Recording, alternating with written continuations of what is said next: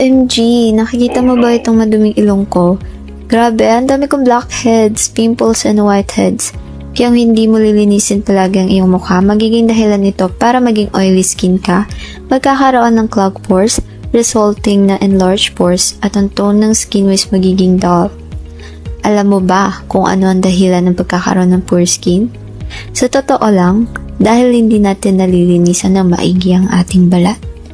Sa kabutihang palad naman, nakahanap ako ng magandang cleaning product para sa mga nakakaranas nito. Ito ay ang Gmilan Exfoliating Whitening Gel.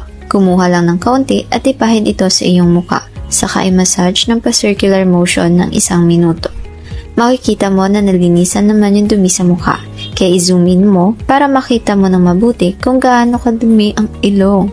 I-massage mo ito ng pa-circular motion ng 2 minuto at OMG! Tingnan mo, grabe, nalinisan niya talaga yung mga dumi. At tingnan mo kung gaano kadumi ang pisngi, pati yung baba, ang lalaki ng pores at may acne pa. Ito yung kahihinatnan ng mga hindi talaga naglilinis palagi ng mukha.